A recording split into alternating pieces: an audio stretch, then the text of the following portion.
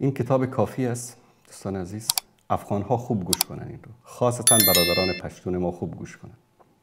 در کتاب کافی، فروع کافی، جلد 5 صفحه 212، روایت سوم عن ابی عبدالله امام جعفر صادق قال لا تناکحوا الزنج، با سیاها، با آفریقایی ها ازدواج نکنید.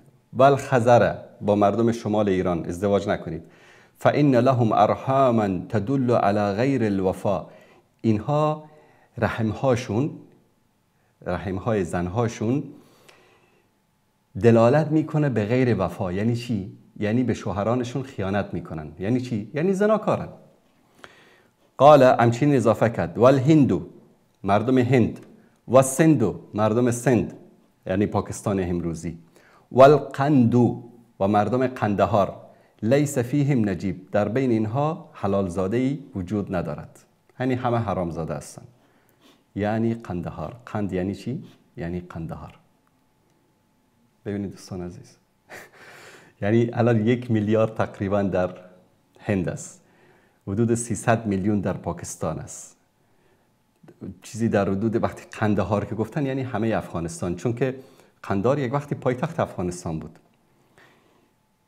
شما تصور بکنید همه اینها حرامزاده هستند و شیعیان حلال زاده هستند. تشکر میکنم دوستان عزیز.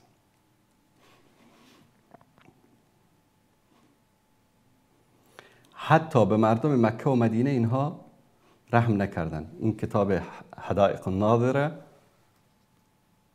از یوسف بهرانی، یک از استوانه های اینها، در جلد 18 صفحه 149. ببینید در مورد اهل مدینه چی میگه. اهل الشام شر من اهل الروم، مردم سوریه، شام، فلسطین و سوریه و لبنان و اردن بدتر از مردم اروپا هستند، روم. و اهل المدینه شر من اهل مکه، مردم مدینه بدتر از مردم مکه هستند. و اهل مکه یکفرون بالله جهرة، و مردم مکه هم آشکارا به خداوند کفر می‌ورزند. و در روایت دیگر چی میگه؟ ان اهل مکه لیکفرون بالله جهرة، مردم مکه آشکارا کفر می‌ورزند. و ان اهل المدینه اخبث من اهل مکه اخبث منهم 70 ضعفا، مردم مدینه خبیث‌تر از مردم مکه هستند و مردم مدینه 70 مرتبه خبیث‌تر از مردم مکه هستند. دلیلا چی است؟ عرف الله ایمانهم بولایتنا و کفرهم بها، چون که الله متعال اونها رو شناخته.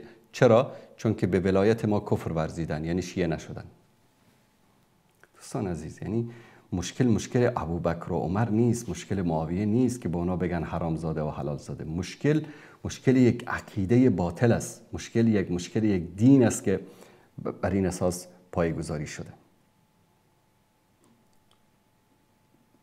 ملت کرد، شما تصور بکنین کتاب سلو اهل البیت علل الشرایع از شیخ صدوقشون که من بهش میگم شیخ کذوب، اینم خودشون چاپ کردن. در اینجا اولین روایت باب 310، دلیلی که باید کردها رو بد دید. چرا کردها رو بد دید؟ از ابی عبدالله، از امام جعفر صادق. فقلت ان عندنا اقوام من الاکراد یجیئون بالبیع و نبایعهم، گفت که بعضی از قومایی از کردها هستن میان پیش ما، با اونا خرید و داد و ستد میکنیم، خرید و فروش میکنیم. گفت یا ربی لا تخالطهم، با اونها داد و ستد نکنید. فإن اکراد حی من الجن، کردها قبیله از جن هستند. کشف الله عنهم الغطاء فلا تخالطهم، خداوند از آنها پرده برداشته است، پس با آنها داد و ستد نکنید. روایت دوم حینشه. کی موند؟ رومیا بد، شامیا بد. روم که گفتن یعنی همه اروپا، شام که گفتن یعنی فلسطین و سوریه و لبنان و اردن، اهل مکه و مدینه که گفتن یعنی همه عربستان سعودی و کلا این منطقه همه محسوب میشه. و اهل سند که گفتن همه پاکستان، اهل هند همه هندوستان، قندهار هم که دیگه کل افغانستان. کیا حلال زاده هستن؟ شاید بگید که حتما در مورد فارس ها و چیزی نگفتن. نه دوستان عزیز، همه رو اینها از دم، همه رو ببینید. این کتاب هست، کتاب خصال شیخ صدوق، صفحه 352 جلد 2، از ابی عبدالله روایت است لا يدخل الحلاوه ایمان، میگه شیرینی ایمان داخل نمیشد فی قلب سندی، در قلب پاکستانی فعلا، ولا زنجی مردم آفریقا عموما سیاها، ولا خوزی مردم خوزستان اهواز، ولا کردی نه کرد، ولا بربری نه مردم بربر، مردم اندلس و مغرب و تونس و جزایر و اینها، ولا نبک ری نه مردم تهران. ری اسم سابق تهران است، مردم تهران هم زدن. ولا من حملت همه من الزنا و نه کسی که او را مادرش از زنا به دنیا آورده باشه. هیچ کس نموند در این دنیا. 4 تا آخوند کثیف خوبن، بقیه مردم همه چیان؟ زنا زادن و همه بدن. همین روایت خصال رو باید نگید که ما اشتباه ترجمه کردیم، ترجمه فارسیشو خودشون در ایران کردن. روایت امام صادق فرمود حلاوت شیرین ایمان در دل سندی، زنگی، خوزستانی، کرد، بربر و مردم سرزمین نشیب و فراز ری. ری اسم سابق تهران است و در دل کسی که مادرش او را از زنا حامله شده باشد راه نمی‌یابد. بعد چی گفته؟ این حدیث قابل بررسی است. این حدیث رو بررسی کردید، بقیه حدیثتون رو چی میکنید؟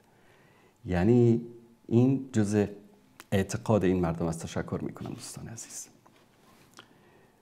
و اگر بخوام در مورد مردم مصر، شاید که بگه والا مردم مصر حتما مونده به اونا چیزی نگفتن. نه، بهار الانبار اینم صفحه بعدش.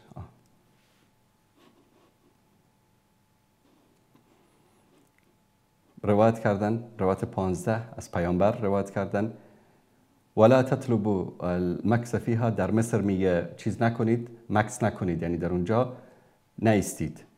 ولا احسبه الا قال وهو یورث الدیاثه، میگه که چون که کسی که در مصر زندگی بکنه دیوس میشه. بعد در روایت دیگه ولا تاكلوا فی فخارها ولا تغسلوا رؤوسكم بطینا فانها تورث الذله و تذهب الغیره. با در لیوانهای مصری، در فخاری مصری چیزی ننوشید و با گلش سرتون رو نشورید، چون که این سبب ذلت و بیغیرتی و دیاست میشه. بعد در روایت دیگر از ابو عبدالله امام جعفر صادق میگه که بک علیه جمیع ما خلق الله الا 3 اشیاء. میگه وقتی که حسین به شهادت رسید همه بر او گریه کردن الا 3 شهر به اصطلاح، البصره و دمشق و آل عثمان. مردم بصره، مردم دمشق و آل عثمان. به خاطر همین اینا چی شدن؟ دیوس شدن، بی غیرت شدن، زنازاده شدن. این یعنی دینی است که این کثافت ها برای مردم چیکار کردن؟ آوردن. کل مشکل اینها با همه بشریت است، مشکل با 1 2 تا 3 تا نیست.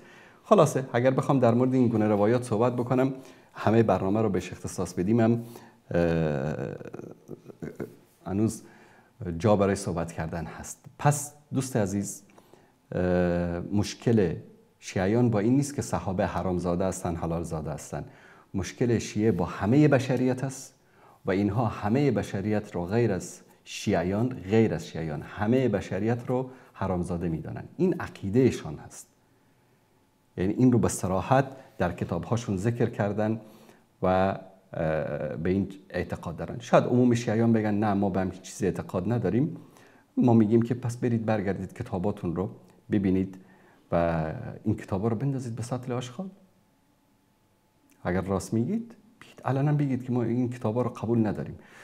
بعد بعضی خیلی راحت میگن ما قبول نداریم. میگه اوکی، مادامی که تو این کتاب رو قبول نداری، در همین کتابی که همین مسائل آمده، امامت هم اینجا آمده، اسمت هم اینجا آمده، صیغه هم اینجا آمده، خمس هم اینجا آمده، همه این اعتقاداتی که تو به عنوان یک شیعه داری در اینجا آمده. اگر اینش رو قبول نداری اونش چطور قبول داری؟ چطور یک انسانی که امکان داره دروغ بگه به همه بشریت، امکان داره در قضیه امامت راست بگه؟